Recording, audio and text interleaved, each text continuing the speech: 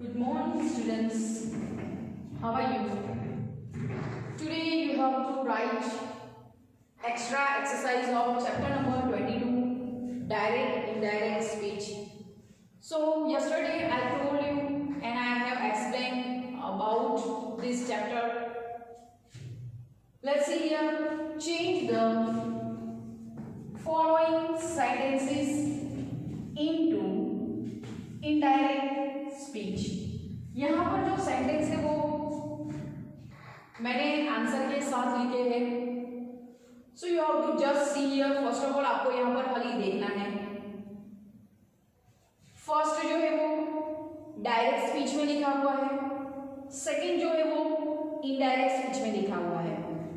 I told you already कि direct speech में जब दो पर्सन आमने सामने बात करते हैं, मतलब डायरेक्ट टॉक जो होती है वो, और जो इनडायरेक्ट स्पीच होती है वो थर्ड पर्सन जब जाके बताता है, ओके, थर्ड पर्सन के बारे में, तब वो डायरेक्ट स्पीच बनती है। मतलब हम दोनों की बात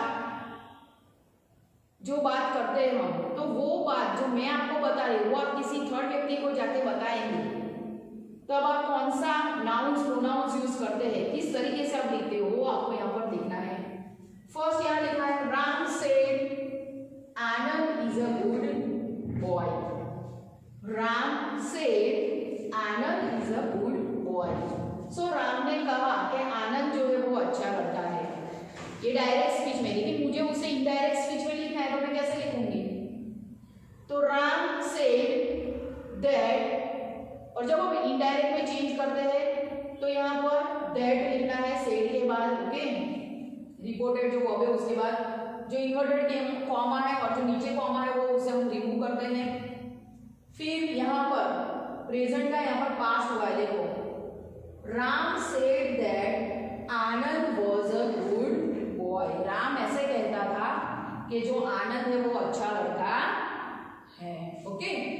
सो क्या चेंजेस किया हमने? पहले तो ये जो कॉमा था वो हमने हटा दिया, इसकी जगह हमने यूज किया है वाज। यहाँ पर हमने ज्वाइन करने के लिए सेंटेंस को यूज किया है दैट। सो ये चीज आपको खास याद रखनी है। Second, Diya says there is no water in the glass. Diya ने कहा कि ग्लास में पानी नहीं है। Now we have to change into indirect speech. Diya says that, Diya says के बाद मैंने कॉमा हटा दिया है, फिर यहाँ लिखा है दैट, यहां से इन्वर्टेड कॉमा भी मैंने हटा दिया है। There is no water in the glass, यहां पर मैंने वाज नहीं लिखा है, क्यों? क्योंकि सेंटेंस देखो ऑलरेडी सिंपल प्रेजेंट टेंस का है, सेज है। अगर सेज टू होता तो हम कन्वर्ट करते, लेकिन यहाँ पर सेज ही लिखा है। So Diya says that there is no water in the glass. Number 3, Tia said Nina works very hard. Tia ने कहा कि नीना जो है वो बहुत ही हार्ड मेहनत कर रही है, वर्क्स वेरी हार्ड। तो यहाँ हम चेंज करते हैं डायरेक्ट में से इनडायरेक्ट में। सो टिया सेड दैट, कॉमा हटा दिया है, दैट लिखा है, इन्वर्टेड कॉमा भी हटा दिया है। नीना वर्क्ड, अब यहाँ देखो से है इसलिए मैंने वर्क्स की जगह यहाँ पे पास्ट फॉर्म यूज किया है। Nina worked very hard. Changes बहुत माइनर है, लेकिन आपको ध्यान रखना है। फर्स्ट जब इनडायरेक्ट में चेंज करते हैं डायरेक्ट में से इनडायरेक्ट में, तो सेंटेंस खास देखना है, प्रेजेंट का पास्ट का, फिर पास्ट परफेक्ट, वो कैसे करना है वो देखना है। फिर यहाँ पर कॉमा को हटा देना है, इन्वर्टेड कॉमा को हटाना है, ओके। फिर लिखना है Tia said that Nima worked very hard. Tia कहती थी कि नीमा जो है वो बहुत ही हार्ड वर्क कर रही है। Number 4, Anu said I have lived here for a long time. Anu said I have lived here for a long time. Anu कहती है कि मैं यहाँ पर कई दिनों से, मतलब कई सालों से या पुराने टाइम से वो रहती है वहां पर। सो उसका इनडायरेक्ट डायरेक्शन में कैसे चेंज होता है, देखो, अनु सेड दैट, कॉमा हटा दिया और हमने दैट लगा दिया, ज्वाइन कर लिया, सेंटेंस यहाँ पर ज्वाइन कर दिया है। Anu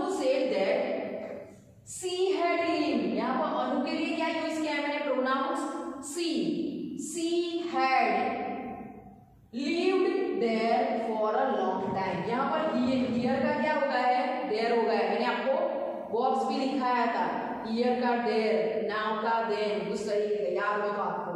she had lived there for a long time. Okay, यहाँ पे प्रेजेंट परफेक्ट का पास्ट परफेक्ट में चेंज हुआ है। Anu said I have lived here for a long time. So Anu said that she had lived there for a long time. तो जब आप sentence लिखो तो चेंजेस क्या, कहाँ, कैसे करना है वो याद रखो। यहाँ पे हैव लिव्ड का मैंने हैड लिव्ड किया है, अनु की जगह मैंने सी यूज किया है, हियर की जगह मैंने देयर लिखा है और इन्वर्टेड कॉमा जो है वो रिमूव भी कर दिया है। आगे देखो नंबर 5, ही सेड राहुल में clear the exam. He said Rahul में क्लियर द एग्जाम। यहाँ पर मॉडल्स यूज हुए हैं। कौन सा मॉडल यूज हुआ है, तो मे। आपने ऑलरेडी मॉडल सीखे हैं चैप्टर नंबर 11 में, can, could, should, may, might. Okay, so he said Rahul में क्लियर द एग्जाम। सो जब हम इनडायरेक्ट में चेंज करते हैं तो ही सेड दैट राहुल माइट, यहाँ पे मे का क्या हो गया है, माइट हो गया है। ही said that Rahul might clear the exam. अगर यहाँ पे कैन होता तो हम कुड यूज करते, विल होता तो वुड यूज करते। So he said that Rahul might clear the exam. Next number 6, the teacher said the sun rises in the east. The teacher said the sun rises in the east. ये जो sentence है ना वो eternal truth है, मतलब सनातन सत्य जिसमें कोई चेंजेस नहीं है। The sun rises in the east and it is the fact. There is no changes. उसे कोई चेंज नहीं कर सकता है ये सेंटेंस को। सो इस तरीके के जो सेंटेंस होते हैं वो कैसे लिखे जाते हैं, तो देखो यहाँ पर the teacher said that the sun rises in the east, there is no change, उसमें भी कोई चेंज यहाँ पर नहीं करते। The teacher said that the sun rises in the east. आगे देखो नंबर 7, अभी सेड टू अभी। अब यहाँ पर देखो सेड के साथ टू लगा है।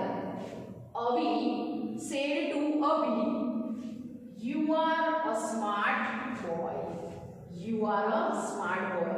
अभी ने अभी से कहा, क्या कहा कि you are a smart boy, तुम स्मार्ट लड़के हो।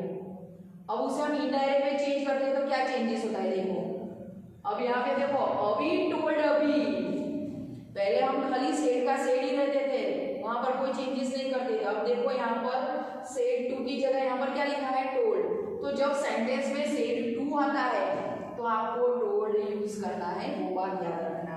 सो अभी told Abhi that he was a smart boy. यहाँ पर क्या यूज हुआ है, ही यूज हुआ है, किसके लिए, तो अभी के लिए। He was a smart boy.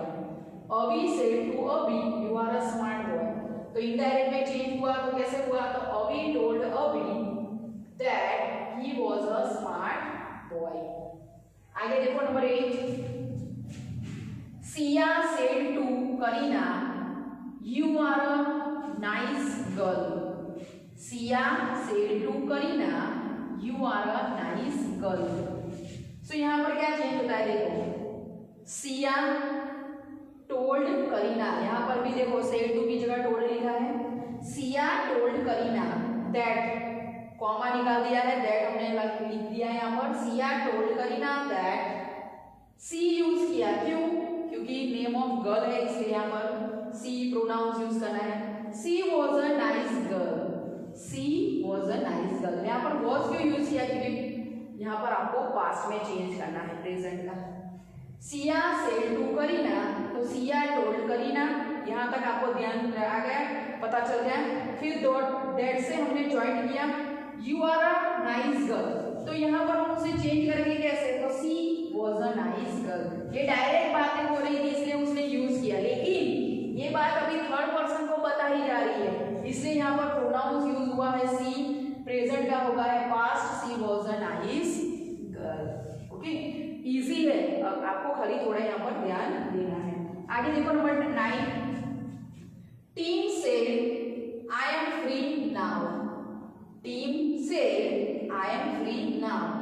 यहाँ पर खाली सेड है इसलिए हमें टोल्ड यूज नहीं करना है।